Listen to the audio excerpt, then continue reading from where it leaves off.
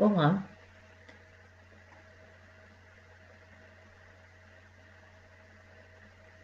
olá, espero que se encontrem bem. Eu venho aqui hoje fazer uma palestra sobre o Oráculo de Belém. Em primeiro lugar, gostaria de fazer, uma pequena apresentação sobre mim própria. Eu chamo-me Teresa Pastor Longo, também me conhecem por vezes como Maite Longo, e eu sou, eu tenho sido ao longo destes anos, principalmente professora. A minha área de formação está ligada com a parte das artes, mais com as artes, neste caso mais com a música. Tenho curso de piano, tenho curso de canto, fiz inclusivamente parte integral do Coro Nacional de São Carlos, e com uma série de disciplinas, frequentei a história da música, tenho acústica, composição, tudo isso.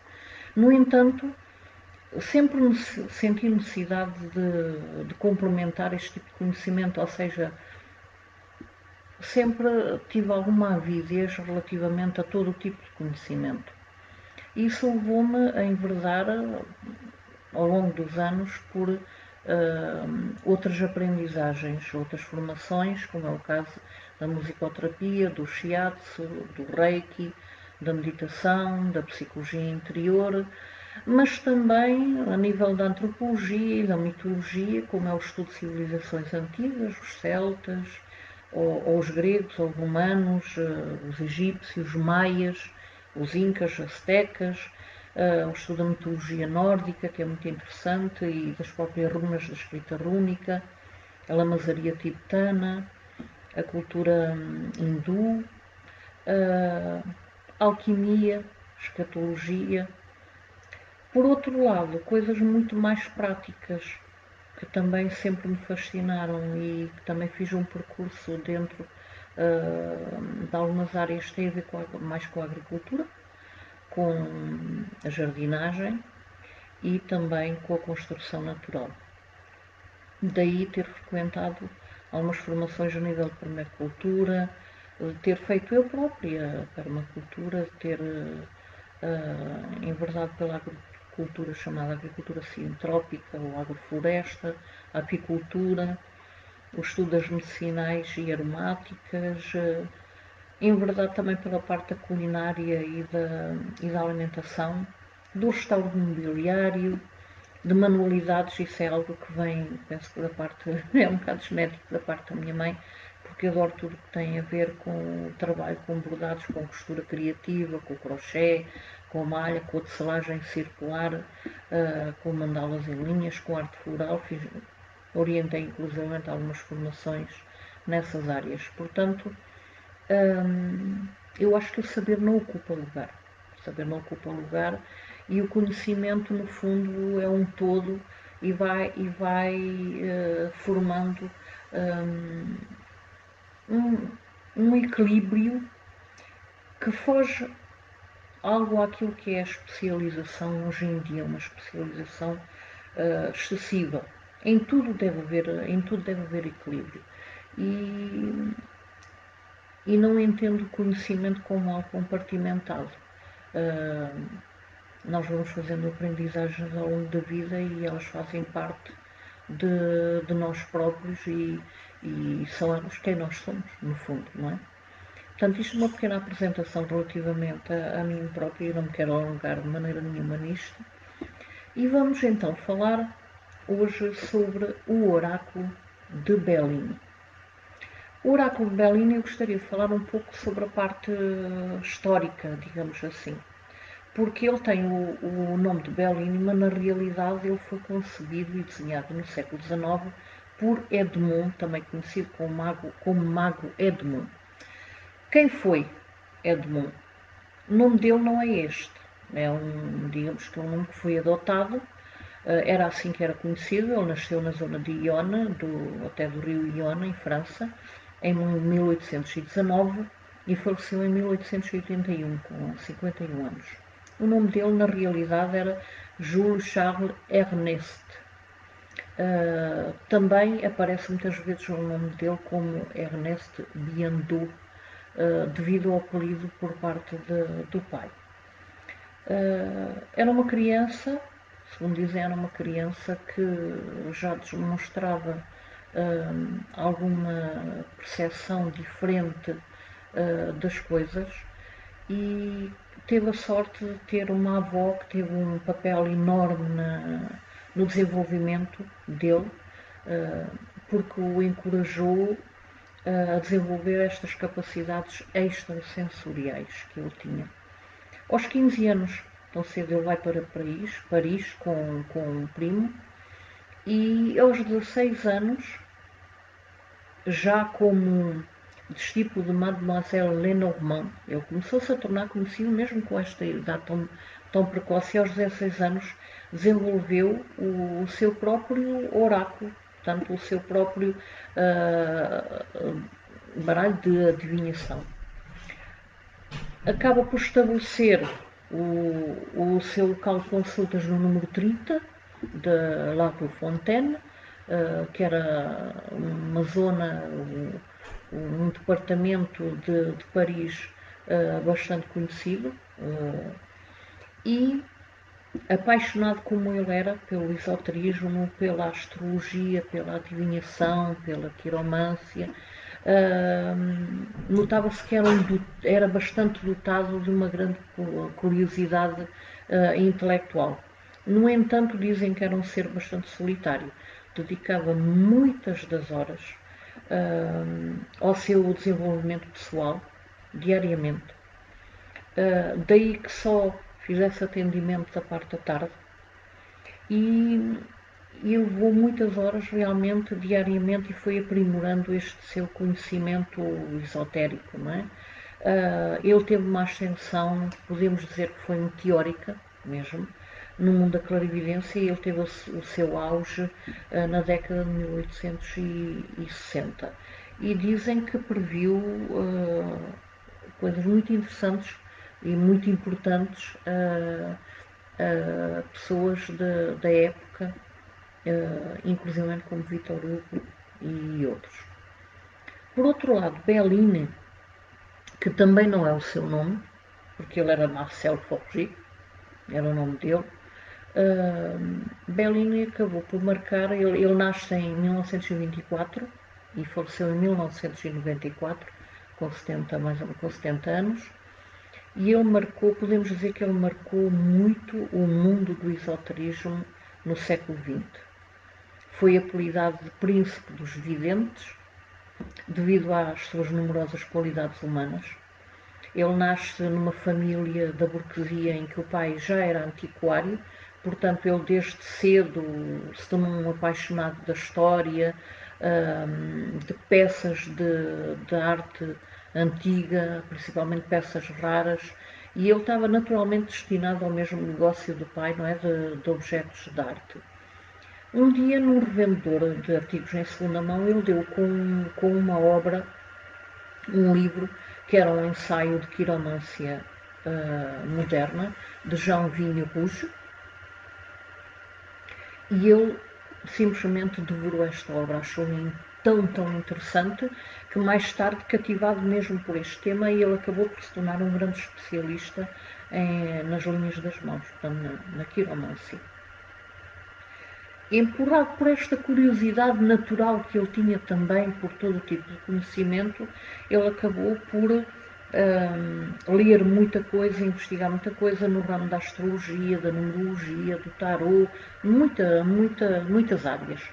Dizem que era uma pessoa brilhante, bastante meticulosa, tornou-se um dos maiores especialistas em esoterismo do século XX. No entanto, esta paixão que ele tinha não fez com que ele deixasse de ser um antiquário, no fundo, não é? Um negociante de arte. Foi um evento diferente que acabou por fazer balançar a sua própria vida. Tudo teve a ver com um problema respiratório bastante grave, salvo ver tuberculose. que o levou a que ele fosse internado num sanatório nos Alpes. E foi aí que, naquela calma e naquela serenidade completamente fora já da vida dia a dia, não é?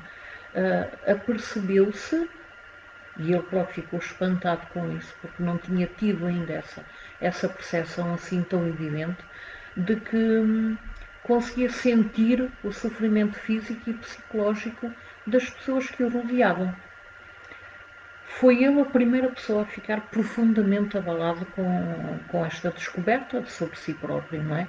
E a partir daí passou a escutar aquilo que nós podemos dizer que é a sua voz interior, não é? Ou o famoso sexto sentido. E foi isto que fez com que passasse a dedicar a sua vida à vidência. Marcel Bellini abriu o seu gabinete por volta de 1955 e o interessante é que, sem saber, sem saber, foi alugar um espaço, foi para um espaço, foi montar um espaço, um gabinete, precisamente na mesma rua em que o Mago Edmond tinha tido o seu espaço de consultas. Só que em vez de ser no número 30, era no número 45. A sua reputação foi-se espalhando muito rapidamente, boca em boca, muito, e Bellini acabou por se tornar uma referência para todos os que o iam consultar na procura de clarificações, não é? De coisas precisas que precisavam de saber. Uma pessoa bastante honesta, bastante humilde. Eu tive a oportunidade de ouvir ainda, inclusive, algumas gravações de entrevistas que ele deu de jornalistas, e realmente percebe-se até pela voz e pela forma como ele expõe as coisas e fala e responde às questões que são colocadas, que é uma pessoa bondosa. Isto foi aquilo que eu senti, foi bondade através das palavras dele. Para todos os que conviveram com ele e que tiveram a oportunidade e este privilégio de estar com ele ou de ser consultados por ele, as pessoas dizem que ficaram bastante marcadas com a vida deste homem, e inclusive chegaram a dizer que ele realmente era o príncipe dos videntes, porque era um homem extremamente respeitoso, sabia onde se colocar, no seu lugar, não é? E daí o terem apelidado também de Mago Bellini. Ainda hoje, o escritório dele, digamos, o local onde ele recebia as pessoas, foi como que desmontado e montado no Museu de Artes e Tradições Populares.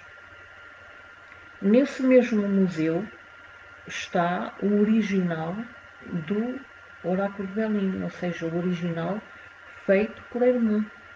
Está ali também igualmente. Vou-vos falar então agora, depois desta pequena resenha histórica, e falar sobre quem foi Edmond, que é o verdadeiro criador do oráculo, e falar-vos um pouco sobre a vida de Bellini, de ambos. Vamos então falar sobre as cartas do oráculo em si. As cartas do oráculo pertencem àquilo que podemos chamar a área das artes divinatórias. E a sua descoberta por Bellini foi feita no sótão de uma consulente. Tem uma história, pronto, é uma história bastante interessante que o próprio Bellini chegou a contar, porque ele diz que havia uma consulente que já tinha alguma idade e que decidiu desfazer-se da casa que tinha em Paris, portanto vendê-la e ir para o campo ao resto dos seus dias. Já era uma pessoa com alguma idade e tomou essa decisão. Só que ela sabia que no sótão da casa onde vivia estavam arquivadas muitas obras, muitas coisas que poderiam eventualmente interessar a Bellini.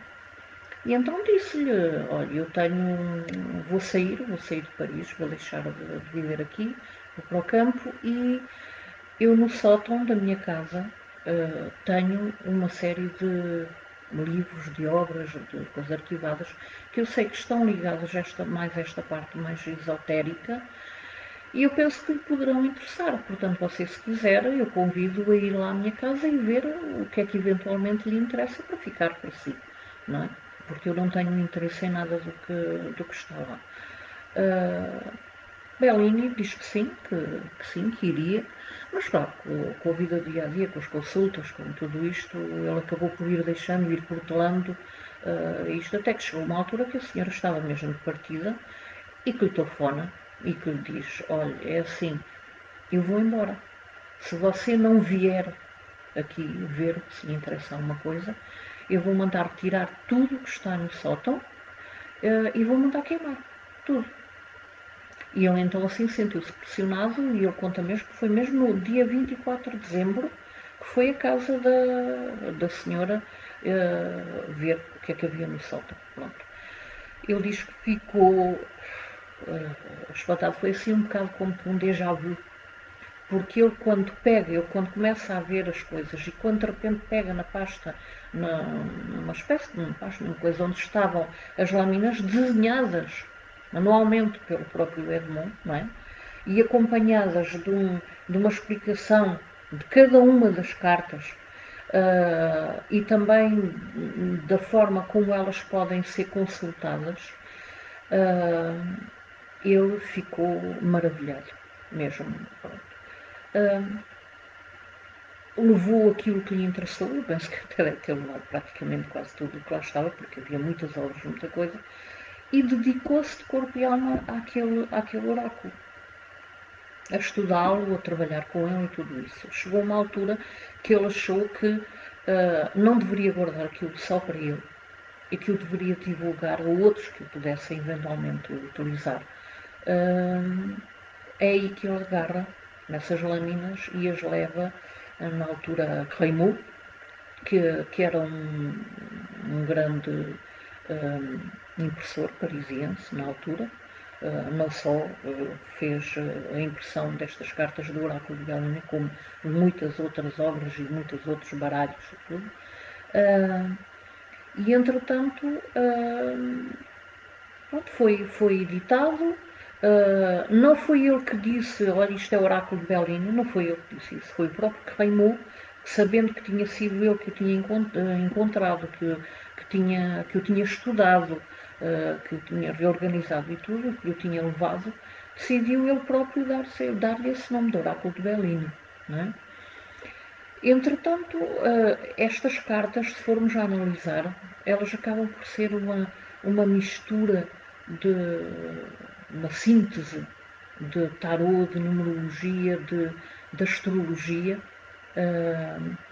e estão muito relacionadas, por um lado, com o tarô de Marselha, mas por outro lado com o primeiro jogo da Taylor. Portanto, mas é um tarot muito personalizado, porque o Mago Edmond, criou este baralho mesmo para utilização pessoal dele. É um baralho muito naivo, eu vou-vos mostrar entretanto as cartas, porque parece quase que foi uma criança que os desenhou. E realmente ele tinha 16 anos quando começou a criar este baralho. E uma coisa que eu só descobri há relativamente pouco tempo, apesar de já trabalhar com ele há umas 2 décadas, não sabia que algumas das cartas, nunca tinha reparado, porque aquilo está de uma forma muito pouco visível, digamos assim. As 4 primeiras cartas do Oráculo de Bellini estão assinadas, digamos, tem lá o nome dele mesmo, de Edmond. Não é? Qual é a composição do baralho? Vamos então agora a nível daquela parte, como é que ele está estruturado, não é? Tudo aquilo que são os baralhos de cartas que hoje em dia se utilizam aí, acabam por ter realmente a mesma composição que são 52 cartas mais o Joker, não é? Porque cada naipe tem 13 cartas, vai do número até ao 10 e depois tem o pajem, o valete, tem a rainha e o rei. que muitas vezes nós dizemos Dama, Valete e Rei, não é? Pronto. São 13 cartas, depois tem o Joker. Não é? Aqui a estrutura é um pouco diferente, mas no fundo acabam por ser 52 cartas mais uma. Qual é essa carta que está, não vamos dizer que esteja a mais, faz parte do próprio baralho, e a pessoa que trabalha com ele é que irá decidir, tem esse poder de decisão, se o quer utilizar no próprio baralho ou se esta carta está à parte. Não é? Eu pessoalmente utilizo-a, mas há pessoas que não entendem, que a utilizam como uma substituta por eventualmente uma carta que se rompa, ou que se estrague, não é? Bom, esta carta é chamada a carta azul. Não é uma carta numerada, não tem qualquer simbologia a nível de planeta, não é? Não tem qualquer referência ou influência planetária, não tem qualquer influência numerológica, não é? É considerada uma carta muito benéfica, de proteção, é assim quase como uma espécie de talismã. Costuma-se dizer que quando esta carta aparece, é como se as nuvens se dissipassem do céu, não é o que se diz habitualmente. Depois temos as primeiras 3 cartas. Antes de vos mostrar estas 3 primeiras cartas, portanto, numeradas, são as primeiras cartas numeradas, eu queria vos dizer que este baralho trabalha muito com uma estrutura de setenário. O que é isto? Baseada no número 7. E nós sabemos que o número 7 é um número bastante, que aparece bastante, é um número organizativo, não é? Além de outras coisas. E há muita coisa na nossa vida organizada com base no número 7. E não é preciso ir muito longe, nós podemos dar aqui alguns exemplos muito rápidos. 7 dias da semana, 7 notas musicais, 7 corpos, 7 chakras. Existem uma série de coisas na nossa vida que estão organizadas com base no número 7. Então, nós temos aqui 7 planetas e 7 cartas regidas por cada um destes planetas, o que vai dar 7 vezes 7, 49. 49 que depois tem as cartas número 1, 2 e 3, que não têm referência planetária. A primeira carta não tem referência planetária, só a nível de número, que é a carta do destino. Desculpa, tem uma chave. Diz-se que esta carta tem a capacidade de abrir ou de fechar situações, conforme o caso. Está muito relacionada com o livre-arbítrio. A carta muito relacionada com o livre-arbítrio. A carta número 2 é a carta da estrela do homem. A estrela do homem representa o consulente, se for um homem que está a ser consultado. Mas, no caso de ser uma mulher, esta carta representa uma figura masculina na sua vida. Carta número 3 é a estrela da mulher. Desculpa. A estrela da mulher representa a consulente. No caso de ser um homem que está a ser consultado, representa uma figura feminina na sua vida. Como vocês podem verificar por estas 3 cartas que eu já vos mostrei, os desenhos são realmente muito naif, muito simples, mas com uma grande simbologia. Começamos então, depois destas 3 cartas, começamos então com aquilo que são chamadas as cartas do Sol. As cartas do Sol estão relacionadas com a luz, estão relacionadas com a força vital, com a força criadora. E podem verificar, esta é a primeira, que é a 4, o nascimento. Tem aqui o símbolo do Sol, com uma cor depois amarela. Portanto, isto é a primeira carta planetária dentro daquilo que são as cartas do Sol. E eu vou-vos passar muito rapidamente, porque como compreendem, eu não vou estar a explicar o que é que representa cada uma destas cartas. Então estávamos aqui até daqui a uma semana. Não é possível. Simplesmente vos vou apresentar cada uma das cartas, simplesmente só. Portanto, a carta do nascimento é a carta número 4, é a primeira carta do Sol. Depois temos a carta do êxito ou sucesso. Eu não sei se dá para ver, para vocês perceberem que as cartas, que são cópia do original, estão escritas em francês. Porque foi a Edmundo, francês, e que as desenhou e que escreveu as palavras. A carta número 6 é a carta da elevação. Carta número 7, a carta das honras. Carta número 8, a carta do pensamento amizade, ou carta da amizade.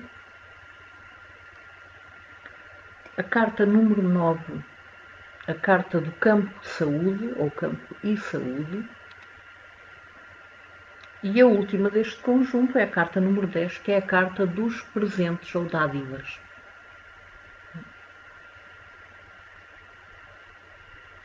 Portanto, este é o primeiro conjunto de 7 cartas. A seguir nós temos as cartas da Lua. As cartas da Lua. A Lua está relacionada com o elemento água.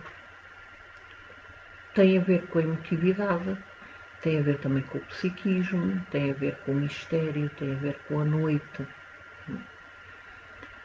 A primeira carta, que é a carta número 11, portanto, este conjunto de cartas vai do número 11 ao número 19, é a carta da traição. A carta número 12 é a carta da partida. Carta número 13, a carta da inconstância. Carta número 14, a carta da descoberta. Carta número 15, a carta da água. Carta número 16, a carta dos penates, ou casa, no fundo o nosso castelo interior ou exterior. E a carta número 17, a carta da doença.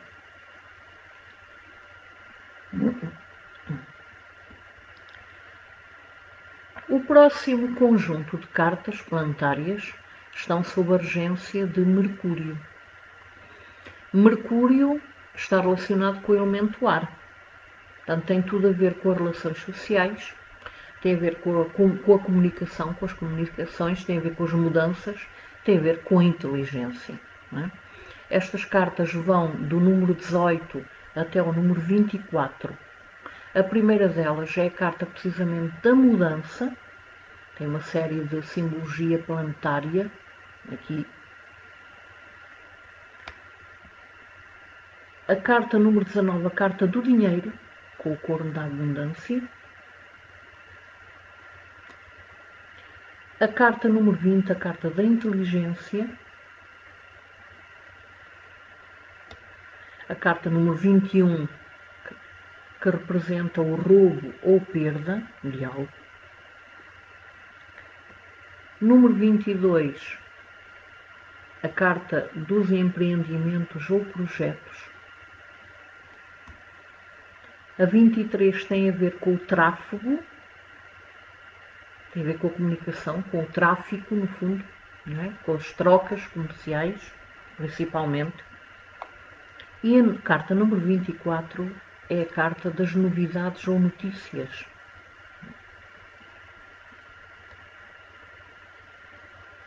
Portanto, já vimos as cartas do Sol, planetárias do Sol, da Lua, de Mercúrio. A seguir temos as cartas regidas pelo planeta Vênus. Tal e qual como os outros, tem aqui ao canto a simbologia do planeta Vênus, não é? de Vênus, com uma cor verde. E Vênus está relacionada com as afetividades, não é? Com o amor, com a alegria de viver, com o lado estético da vida, com a beleza. Está relacionado com essa parte do prazer de viver e de estar, não é? estas cartas, este conjunto de cartas vão do número 25 até o número 31. A primeira é a carta dos prazeres. Seguidamente temos a carta da paz, com o número 26. A carta número 27, a carta da união. 28, família. 29, carta do amor. Número 30, a mesa. E número 31, carta das paixões.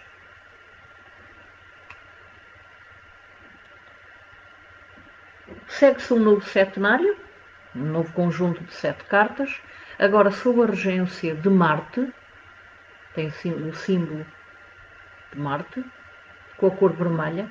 Nós sabemos que Marte, pela mitologia romana, é o deus da guerra, daí que tenha muito a ver com o fogo, né? Com o elemento fogo. A energia, o impulso, mas infelizmente também muitas das vezes a violência e situações complicadas. Este conjunto de 7 cartas vai do número 32 ao número 38 e começa precisamente com a carta da maldade. A carta número 33, a carta do processo ou do litígio, que tem um cruzar de espadas, duas forças que se opõem, não é? A carta número 34, a carta do despotismo. A carta dos inimigos. Carta número 36, das conversações ou negociações. A carta número 37, a carta do fogo. E por fim, neste conjunto, a carta número 38, a carta do acidente. Vocês nesta carta, por exemplo, podem encontrar uma similitude com aquilo que é a carta 16 do Tarot de Marselha, da Torre Fulminada. Porque aqui temos também uma torre que é destruída, não é? Só que a nível numerológico estão em situações diferentes. Vou-vos agora apresentar as cartas regidas por Júpiter. Júpiter tem a ver com a situação social, tem a ver com o sucesso, tem a ver com a bem-aventurança, tem a ver com as proteções, porque Júpiter é o pai dos deuses, não é? E traz expansão à nossa vida. A partida traz expansão à nossa vida. Este conjunto de cartas vai do número 39 até o número 45. São cartas bastante positivas, a maioria delas. Aliás, quase todas, diria que são quase todas. A primeira é a carta do apoio, é a carta número 39, com o número 39. Este apoio, nesta carta, refere-se a um apoio humano das pessoas que estão à nossa volta, seja de quem for, mas um apoio que temos a nível humano. Seguidamente, nós temos a carta da beleza, com o número 40. A carta número 41, a herança, seja uma herança física, seja uma herança intelectual, é toda aquela bagagem que nós trazemos. Não é? A carta número 42, a sabedoria, também conhecida como a carta da prudência. Carta número 43, a fama. 44, o azar. Não entendam o azar, porque nós em português temos uma conotação um bocadinho negativa relativamente a esta palavra, porque utilizamos, teve um grande azar. A palavra azar quer dizer sorte, casualidade. Também utilizamos jogos de azar, não é? Portanto, podemos ter sorte como não é? Portanto, esta carta, quando aparece juntamente com uma carta também positiva, acrescenta realmente este elemento de sorte à situação. E por fim, a carta da felicidade. Portanto, é a última deste grupo das cartas de Júpiter. Para finalizar estes conjuntos, nós temos agora as cartas de Saturno. Saturno está ligado ao elemento terra. Tem a ver, por um lado, com o esforço, tem a ver com a disciplina, tem a ver com a perseverança, mas também tem a ver com a fatalidade, com a morte, tem a ver com o tempo, porque Saturno é urgente desses aspectos.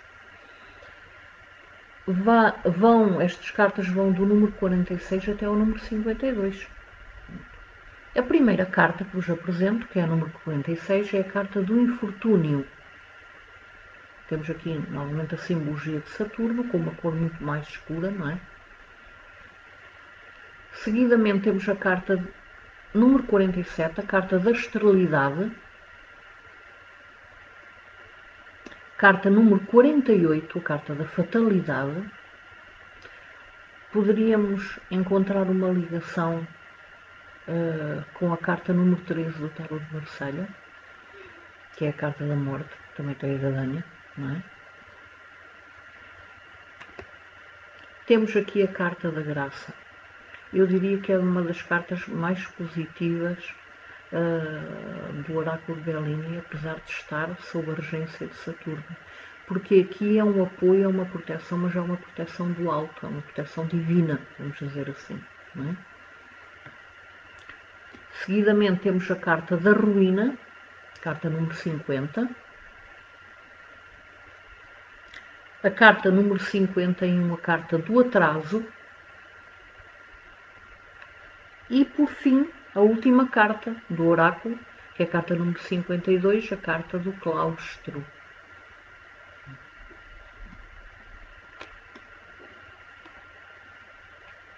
Portanto, como podem ver, como puderam verificar, são realmente cartas muito simples, muito naive, com muita simbologia, cada uma delas. Tem há muitas formas de conseguir conjugar estas cartas, existem metodologias diversas. Não é aqui o lugar para explicar essas metodologias, os sistemas de tiragem de cartas, isso faz parte de um curso especificamente, não é? E para finalizar, eu gostaria de vos deixar aqui um convite. Eu vou fazer um curso de iniciação, de nível 1, portanto, de iniciação ao oráculo de Bellini. É um curso que irá ter uma duração de 2 meses, em princípio 8 aulas, é o que está estipulado. Não quer dizer que por qualquer situação não possamos fazer mais um, não há problema por causa disso. A partir daí irá iniciar no dia 14 de outubro. Portanto, isto é um curso online, através da plataforma Zoom, em que, como sabem, é enviada uma senha através de mail, não é? Terá lugar às quintas-feiras, pelas 21 horas. Poderá aqui antecipar-se ligeiramente, se houver interesse na maioria das pessoas, antecipar aqui 10 minutos ou um quarto de hora, mas isso será combinado entre os participantes, e cada aula irá durar sensivelmente 1h15, mais 5 minutos, mais 5 minutos, andará à volta dessa duração. Como eu já vos disse, tem início no dia 14 de outubro, a primeira aula é no dia 14 de outubro, e prevê-se o seu término no dia 2 de dezembro, portanto é uma vez por semana. Também vos vou falar sobre o valor total do curso. O valor total do curso habitualmente são 280 euros. Incluem o envio do baralho, o envio de materiais, de apoio por mail e o certificado também por mail. Só que eu desta vez decidi fazer, até para poder chegar a mais pessoas que têm mostrado algum interesse, e nós sabemos que a vida hoje em dia não está fácil, eu decidi fazer um curso especial com desconto de 50% sobre este valor. A quem se inscrever até o dia 12 de outubro. Portanto, o curso inicia no dia 14, mas quem se inscrever até o dia 12 de outubro vai beneficiar do desconto de 50%. Ou seja, o curso, em vez de ficar em 280 euros, irá ficar num total de 140, se a pessoa quiser que lhe seja enviado o oráculo de Bellini, o baralho mesmo, tal e qual como eu tenho, uma caixa. E se por qualquer motivo, a pessoa já tiver o oráculo de Bellini, já tiver o baralho, não tem interesse em adquirir um novo, então aí o curso ficará em 100 euros.